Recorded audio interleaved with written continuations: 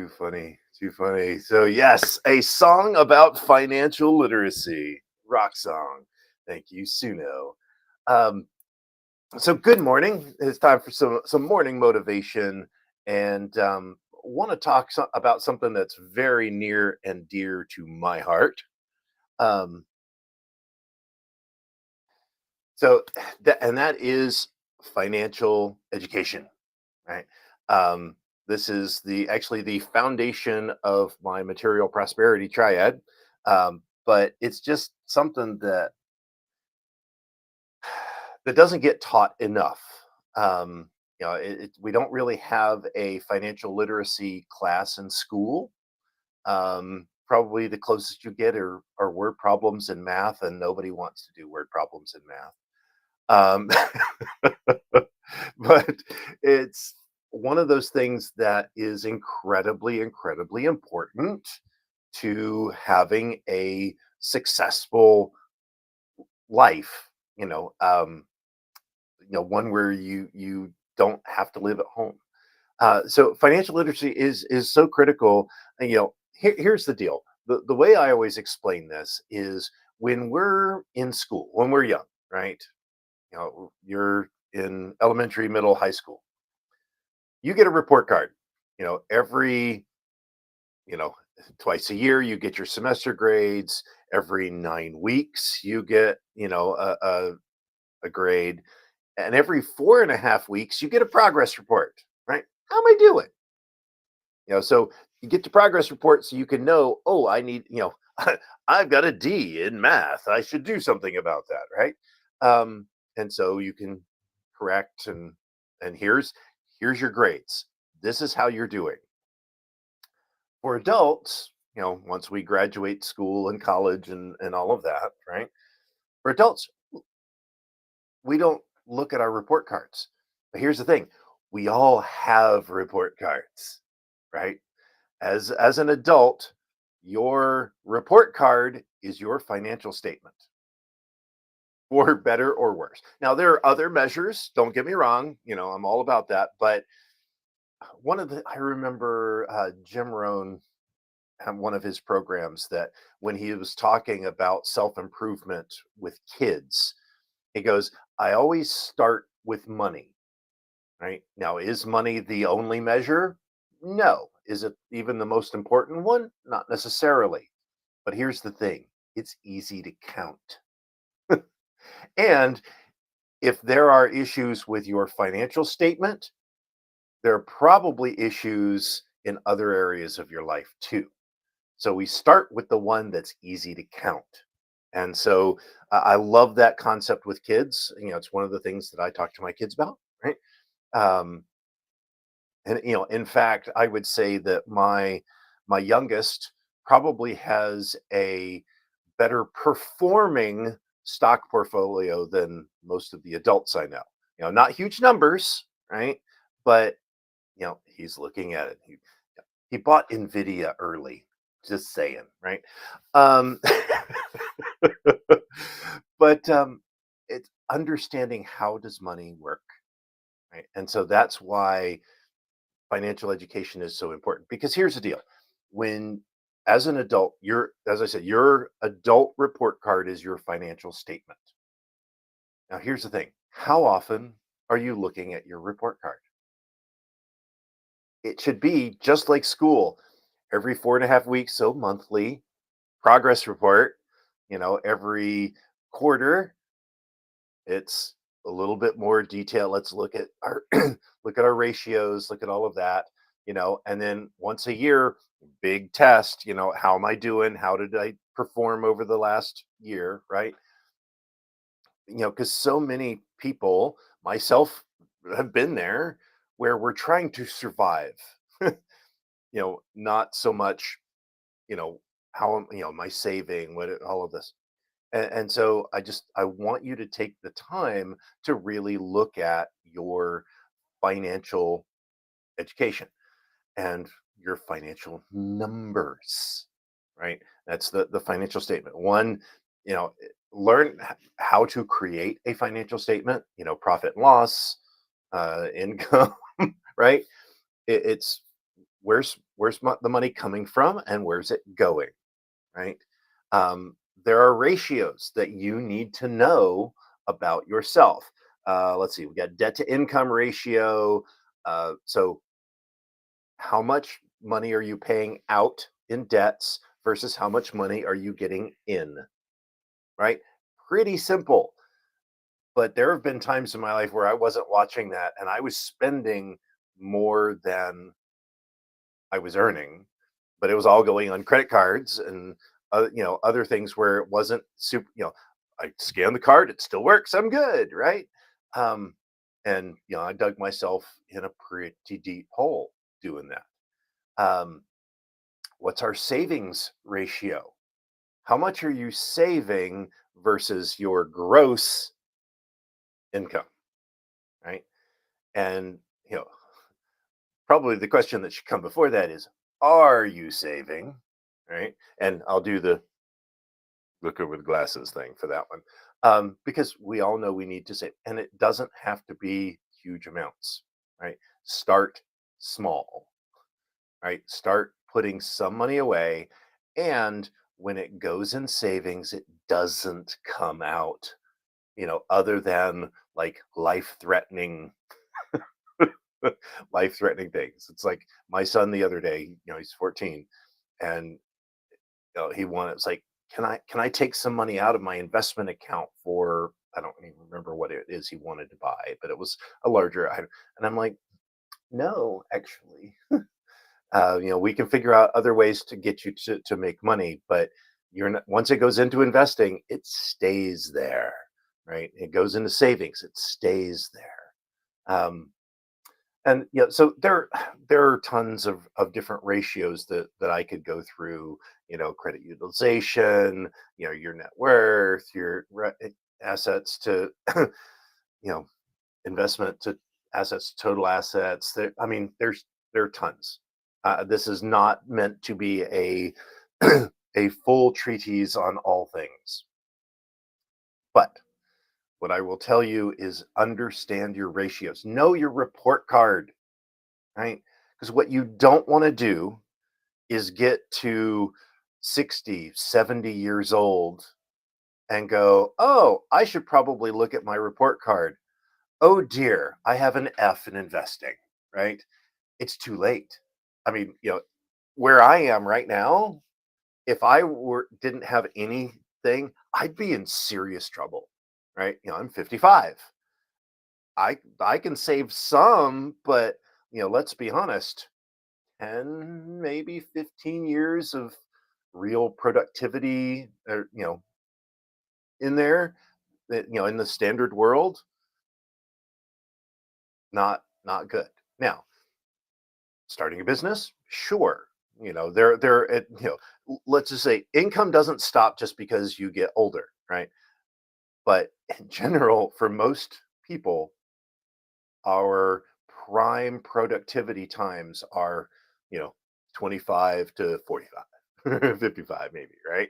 Um, for a saving from a savings perspective. And so start now, right? And was it the old adage, the best time to plant a tree was 20 years ago, the next best time is now. Um, all right. The other thing that I want to kind of touch on. So first, foundation, understand your financial ratios. Where are you, right? And then now let's look at how do we start making money work for us. One of my favorite books is Robert Kiyosaki, Rich Dad Poor Dad, and his Cash Flow Quadrant. Those two. After that, there's some good ones, but they start getting a little weird. But anyway, but I really like his idea. Rich Dad Poor Dad. What the rich teach their kids about money that the poor people don't. What it really boils down to is how do you make your money work for you? And that's through investments, and that's building assets. And one of the things that I love about that book is the definition of asset.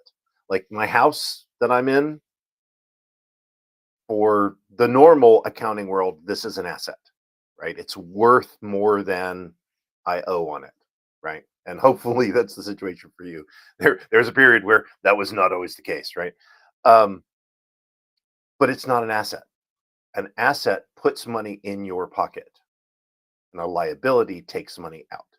So if I were to stop working today and not have any more income from my hours, this house would eat me alive, right? Between mortgage payment, between taxes, between electricity, right? Maintenance, all of that, that's money out, no money coming in, right?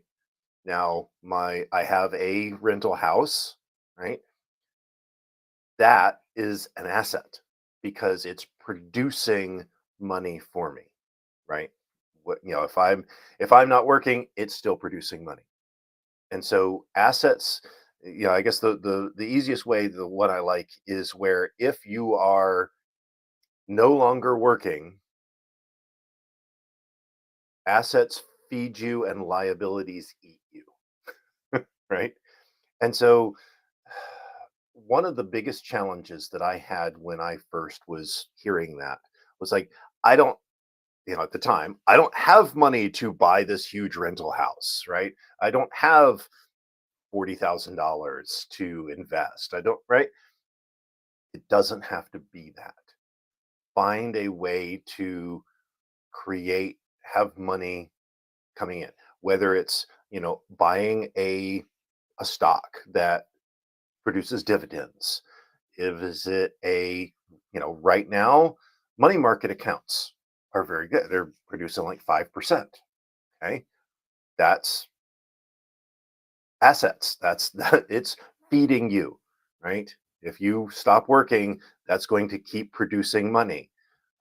It can be a business, right? Where you don't have to put in the hours to make it create money. So some things like there are some network marketing companies that are good. There are some like real estate businesses that, and any business that can run without you classifies as an asset. Um, so look for things, and that's the biggest. I would say the biggest piece of this is it's the mindset of looking for assets. Right. I think it's the reticular activating system in the brain. Right. As soon as you buy a certain car, you start seeing those cars everywhere. I got a Tesla, and suddenly there are Teslas everywhere. Um, you buy a certain shirt. It's like with these habit shirts that I wear a lot. I'll see people that's like, I've got that exact same shirt. It's because our brain is looking for that thing, right? We've told our subconscious that the habit shirts are important because I own them, right? And so I see them everywhere. The same is true for assets.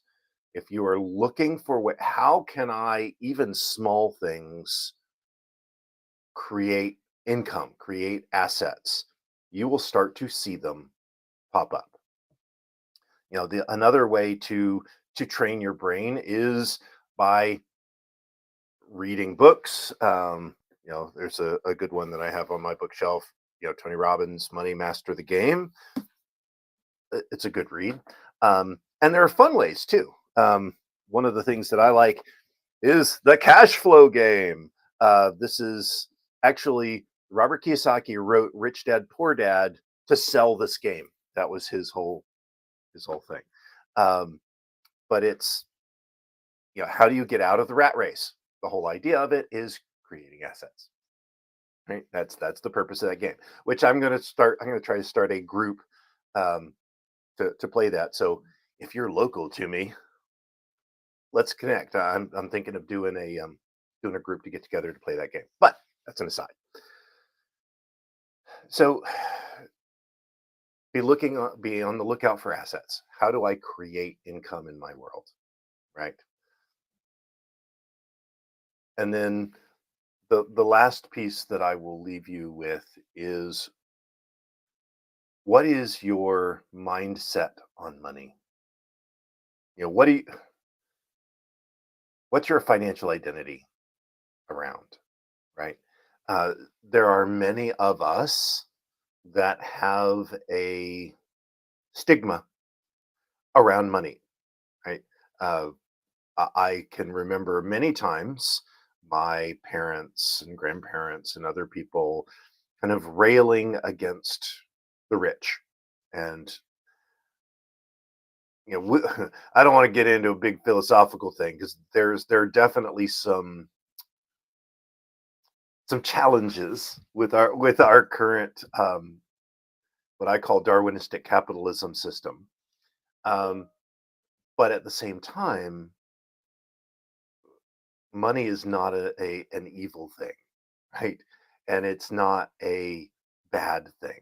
And yet so many of us have this, you know, subconscious, if I make lots of money, if I become wealthy, I'm somehow bad. Money is the root of all evil kind of thing, right? Which is a misquote. It's the love of money is the root of all evil.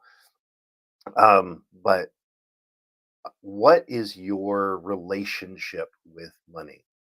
Because if your story that you tell yourself is money is bad and I want money, that causes a problem. Right?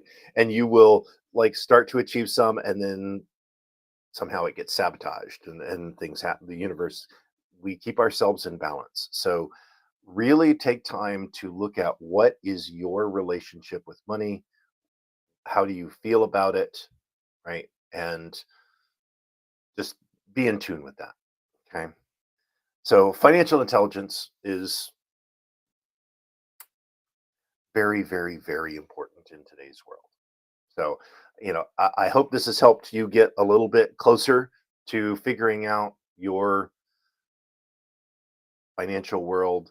So, know your ratios, understand what is where you are. Like, look at your adult report card, right?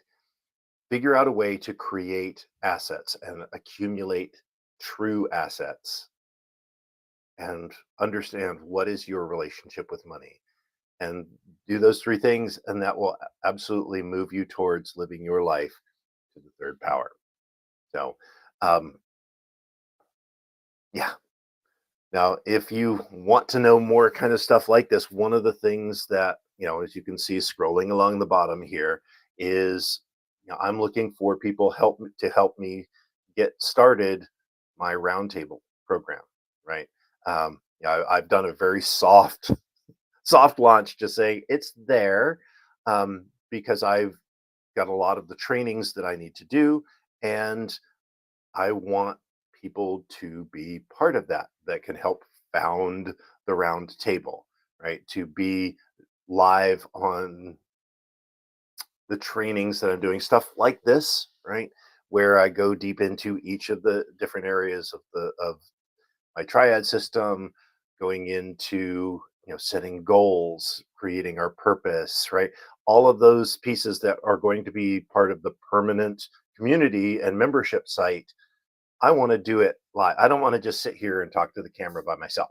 I want to have some people where we can have some interaction.